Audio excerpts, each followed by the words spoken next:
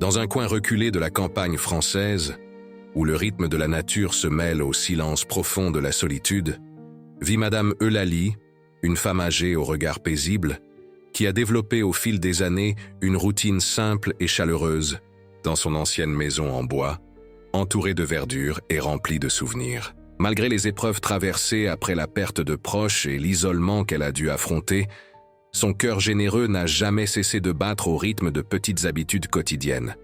S'occuper de son modeste jardin, préparer son infusion dans les après-midi tranquilles et évoquer le passé avec les rares voisins qui venaient parfois lui rendre visite.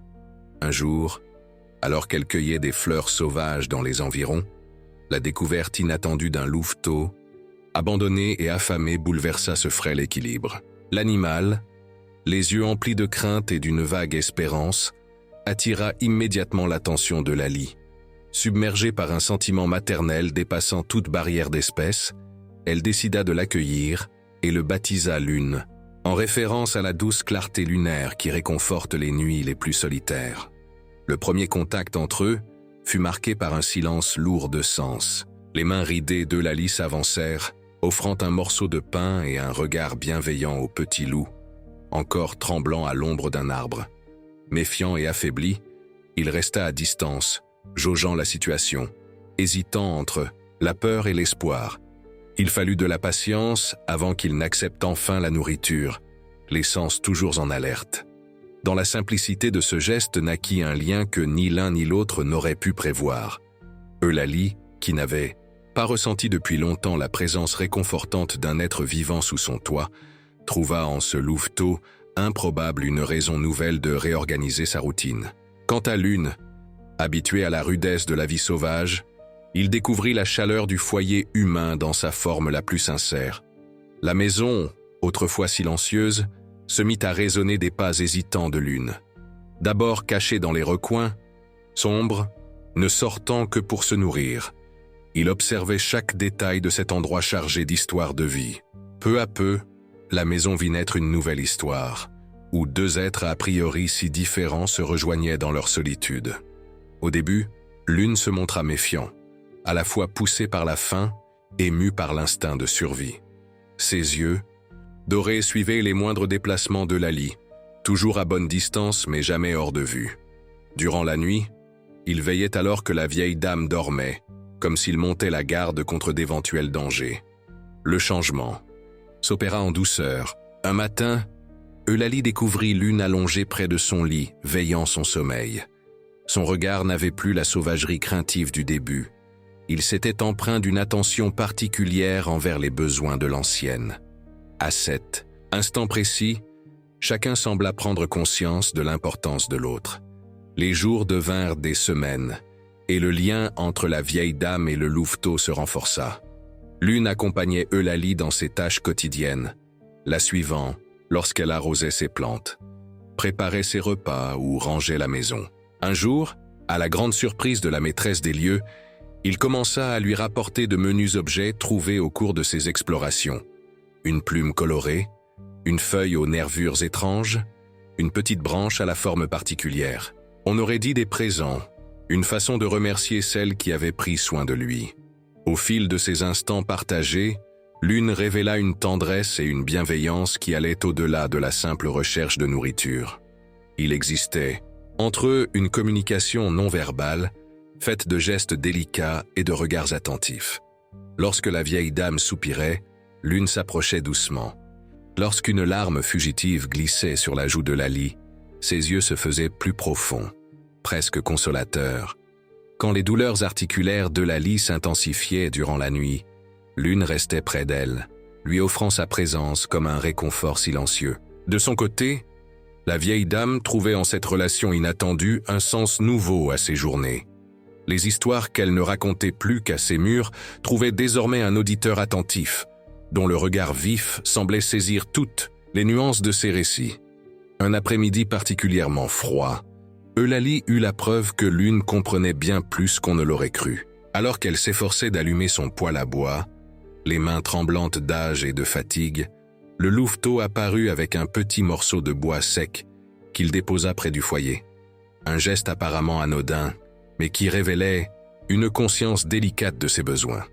Dans cette maison chargée de souvenirs, avec des photographies anciennes accrochées au mur et des objets témoignant d'une longue existence, la présence de Lune redonnait vie à chaque recoin. Les photos, muettes, semblaient revivre sous les yeux curieux du louveteau, qui s'arrêtait souvent devant elle comme pour en deviner les secrets. Eulalie lui décrivait alors les personnes chères, disparues ou lointaines, évoquait des fêtes du passé et des lieux importants de sa trajectoire. À mesure qu'elle puisait dans sa mémoire pour nourrir la curiosité de Lune, la vieille dame retrouvait des bribes d'elle-même qu'elle croyait effacées. Ses souvenirs refaisaient surface, porteurs d'émotions intenses.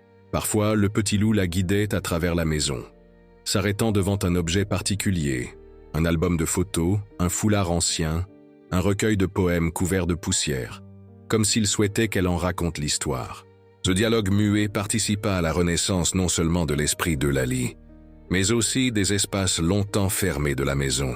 Les pièces oubliées furent rouvertes, les rideaux lourdement tirés furent écartés pour laisser entrer la lumière, et bientôt la demeure recouvra une clarté et une chaleur qu'on y avait presque oubliées. Les voisins, d'abord inquiets, de l'idée qu'un loup puisse vivre au foyer d'une vieille dame, remarquèrent vite des changements. Le jardin, plus fleuri que jamais, semblait répondre à l'énergie nouvelle de sa propriétaire. Eulalie elle-même, autrefois rarement aperçue au-delà de son portail, se promenait maintenant dans les environs, Lune veillant sur elle comme un protecteur silencieux. Un soir de tempête, alors que les rafales de vent faisaient grincer les planches de la maison et que le tonnerre résonnait au loin, Lune se montra soudainement agitée. Eulalie, assise près de la fenêtre, crut d'abord qu'il craignait l'orage, mais comprit rapidement qu'il voulait lui faire comprendre quelque chose d'important.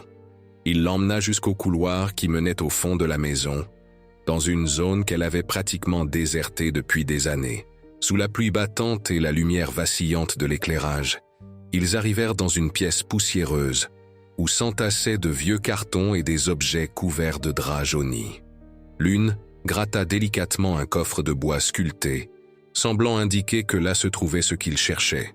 Avec effort, Eulalie ouvrit le couvercle, découvrant des trésors oubliés, des vêtements anciens, des jouets de famille, des papiers jaunis, et surtout, un épais livre à la reliure de cuir. C'était un journal de famille consignant des récits vieux de plus d'un siècle, remplis d'histoires d'amour, de pertes, de traditions culinaires, de remèdes maison, et de traces des nombreuses épreuves traversées par ses ancêtres. Émue et fébrile, Eulalie emporta ce précieux recueil dans son salon, Lune couchée à ses pieds comme un gardien fier de sa mission. Les pages manuscrites révélaient des générations entières, des récits de guerres et d'épidémies, mais aussi de fêtes, de naissances et d'unions heureuses. Les mots de sa grand-mère, racontant la venue au monde de sa mère, et ceux de sa mère elle-même, relatant l'enfance d'Eulalie, la bouleversèrent particulièrement. Au fil des feuilles, elle découvrit des passages laissés en blanc, attendant que de nouvelles lignes soient écrites.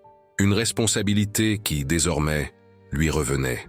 Cette plongée dans l'histoire de sa lignée offrit à Eulalie l'occasion de reconstruire son identité et de ranimer sa dignité. Les phrases tracées à la plume, la texture même du papier, ancien, tout évoquait un temps où la famille se transmettait son savoir à travers les âges. Eulalie comprit soudainement qu'elle n'avait pas seulement hérité d'une maison, mais aussi d'un patrimoine immatériel fait de force, de résistance et de chaleur humaine. La présence de Lune, par sa douce persévérance, avait révélé que cette clé vers son passé sommeillait au cœur de la maison. Dès lors, la lecture du journal devint un rituel quotidien. Eulalie lisait à haute voix, comme si Lune pouvait comprendre chacun de ses mots. Et peut-être les comprenait-il vraiment à sa manière mystérieuse. Chaque histoire familiale éveillait en elle une émotion particulière, ressuscitant des souvenirs intimes de son enfance, de sa jeunesse et des débuts de sa vie adulte. Forte de l'exemple de ses aïeux, qui avaient survécu à de grandes tragédies, elle commença à percevoir ses propres difficultés sous un jour nouveau. Si eux avaient persévéré, elle aussi le pouvait. Cette certitude lui apporta un élan vital qui se manifesta dans de petits gestes quotidiens. Préparer à nouveau les recettes consignées dans le journal, fredonner des berceuses oubliées tout en désherbant son jardin, et surtout, commencer à écrire elle-même dans le livre racontant entre autres l'arrivée miraculeuse de Lune. Le louveteau, dont le rôle avait d'abord semblé si modeste, était devenu un messager de renouveau, un trait d'union entre le passé d'Eulalie et son présent. Son comportement dépassait la simple quête de nourriture, témoignant d'une sagesse presque ancestrale. On aurait dit qu'il était là pour révéler à Eulalie l'importance de sa propre histoire, pour l'aider à déterrer ses souvenirs enfouis qui recelaient des forces insoupçonnées. Physiquement, tous deux changèrent aussi.